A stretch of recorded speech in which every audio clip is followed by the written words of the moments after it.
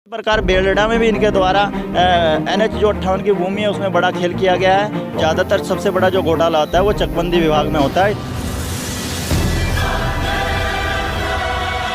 इसमें इनके भूमाफिया हर गांव में इनके साथ जो मिले हैं वो इनके लिए कार्य करते हैं और ये जो ज़मीन बढ़ाने घटाने का काम करते हैं वो ज़मीनों में इनकी हिस्सेदारी रहती है चकबंदी अधिकारी की, जिनके द्वारा करोड़ों रुपए की जो संपत्तियां ग्राम सभा की और राज्य सरकार की संपत्ति और जो गरीब तबके के किसान हैं उनको खुर्द बुर्द करने का जो कार्य किया गया है वो सारा अब सबके सामने आने वाला है, जिसकी जाँच अब ईडी के सुपुर्द कर दी गई है। और ईडी हरिद्वार जिले में चकबंदी विभाग को लेकर हमेशा किसान परेशान रहते हैं।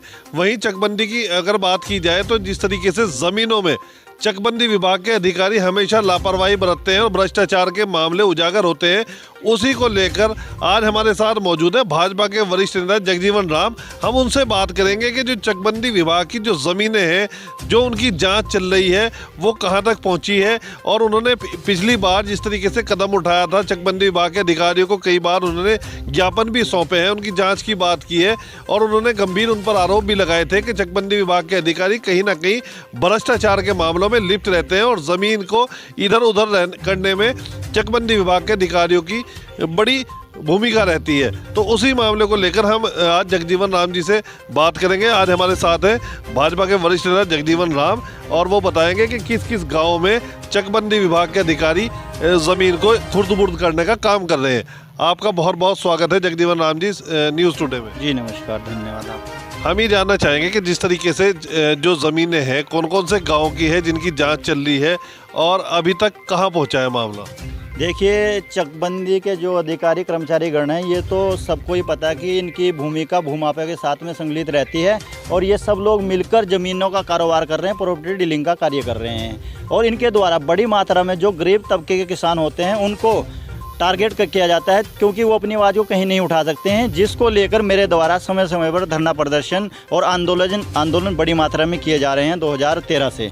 और अब जो इनके खिलाफ लगभग 7 से 8 मुकदमे हरिद्वार जिले में पंजीकृत हुए थे, उनको लेकर अब एक बड़ा मामला हुआ है जो क्राइम नंबर 172/2019 में बहादुराबाद थाने में पंजीकृत हुआ था। उसको केंद्रीय स्तर से और प्रदेश स्तर से उसको ईडी के सुपुर्द कर दिया गया है, जिससे अब ये जो भी भ्रष्टाचारी चकबंदी के दौरान इन चकबंदी अधिकारी और कर्मचारी गणों के साथ और भूमाफिया के साथ मिलकर की गई है उसका दूध का दूध पानी का पानी हो जाएगा। और जो भी इनके द्वारा करोड़ों रुपए की जो संपत्तियां ग्राम सभा की और राज्य सरकार की संपत्ति और जो गरीब तबके के किसान हैं उनको खुर्द बुर्द करने का जो कार्य किया गया है वो सारा अब सबके सामने आने वाला है, जिसकी जाँच अब ईडी के सुपुर्द कर दी गई है और ईडी अपनी जांच कर रही है।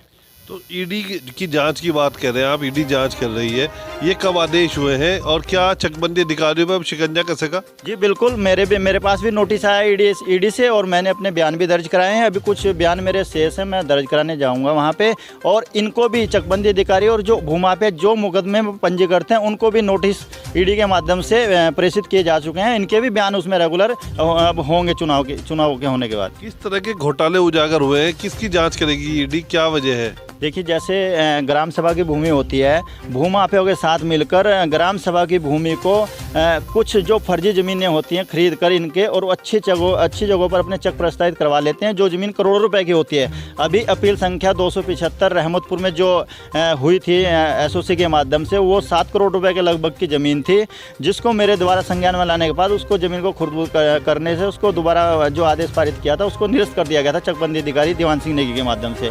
वो भी एक बहुत बड़ा मामला था। इसी प्रकार बेलडा में भी इनके द्वारा NH जो 58 की भूमि है उसमें बड़ा खेल किया गया है और जो खसरा नंबर 1/7 की ज़मीन थी उसमें जयपाल आदि, रामजी लाल आदि के जो फर्जी अंगूठे निशानी लगाकर भी ये लोग गरीब किसानों की ज़मीनें बढ़ाकर उनको अपने नाम रजिस्ट्री कराने का काम करते हैं, जिस तरीके से पूरे हरिद्वार जिले में ना जाने कितने किसान प्रभावित हैं और एक ये बहुत बड़ा मामला है। कौन कौन से गांव हैं जिनकी जांच होगी, जिनके बारे में इनसे जानकारी जुटाई जा रही है। देखिए, जो मुकदमे में क्राइम नंबर 172 में दर्ज था उसमें तो इब्राहिमपुर मसाई, बेलडा मुस्तकम और फिरोजपुर और रहमतपुर आदि गांव उसमें अंकित किए गए थे, लेकिन जो ईडी है वो पूरे ज़िले की चकबंदी के घोटाले की जांच करेगी।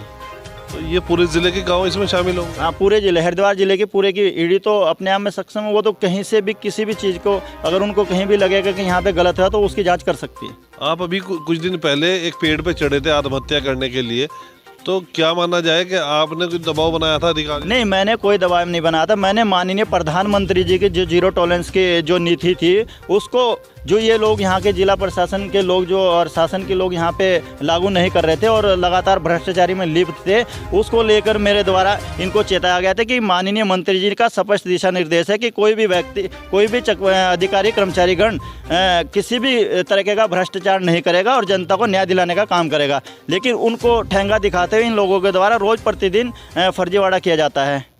कौन कौन लोग हैं फर्जीवाड़े में, कौन सा विभाग है और ये कौन कौन से लोग रहते हैं इसमें शामिल? देखिए, जो ये इस टाइम तो जो ज़्यादातर सबसे बड़ा जो घोटाला होता है वो चकबंदी विभाग में होता है। इसमें इनके भूमाफिया हर गांव में इनके साथ जो मिले हैं वो इनके लिए कार्य करते हैं और ये जो ज़मीन बढ़ाने घटाने का काम करते हैं वो ज़मीनों में इनकी हिस्सेदारी रहती है चकबंदी अधिकारी की।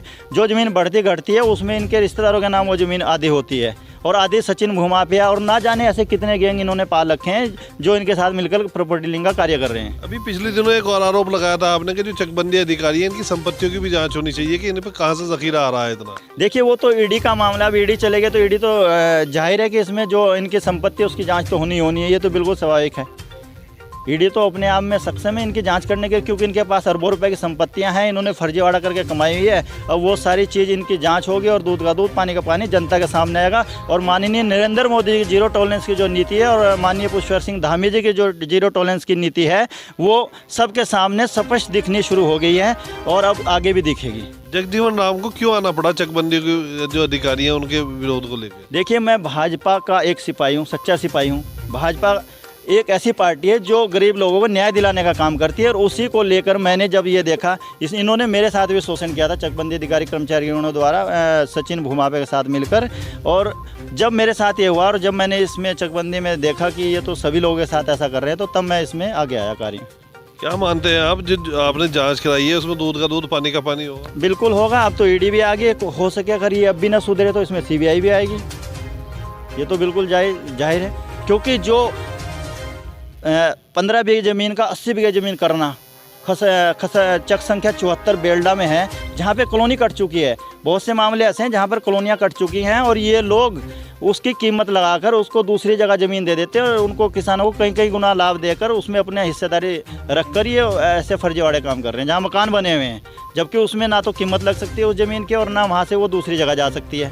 अच्छा, कुछ किसान ऐसे हैं जो बेहद गरीब है, वो जा भी नहीं सकते, कहीं शिकायत भी नहीं कर सकते अपनी ज़मीन को लेके, तो ऐसे में उनसे क्या अपील करना चाहोगे ऐसे किसानों से? मैं तो ये कहना चाहता हूँ, अगर एक जगजीवन नाम खड़ा है, अगर ऐसे हजारों जगजीवन नाम खड़े हो जाएंगे तो किसी की हिम्मत नहीं कि जो हमारी संपत्ति या गरीब किसान की संपत्ति खुद बढ़ने काम करें, ये कभी नहीं कर सकते। मैं तो यही अपील करता हूँ सभी किसानों से, और जो मैं खासकर आपके चैनल के माध्यम से ये अपील करना चाहता हूँ कि जो किसानों के हितैषी बनते हैं, जो किसान संगठन चला रहे हैं, जो अपना धंधा चला रहे हैं, उनको भी आपके चैनल के माध्यम से सचेत करना चाहता हूं कि आप भी इस लड़ाई में आगे आइए। ये नहीं कि आप अपनी ज़मीन बढ़वाकर और चकबंदी जो सही मुद्दा है उस पर तो आप काम ना करें और मिल का गन्ने का भुगतान को लेकर आप धरना प्रदर्शन, सड़कों को जाम करना, ऐसी चीज़ कर रहे हैं। ये एक सरासर बहुत ही गलत कार्य है।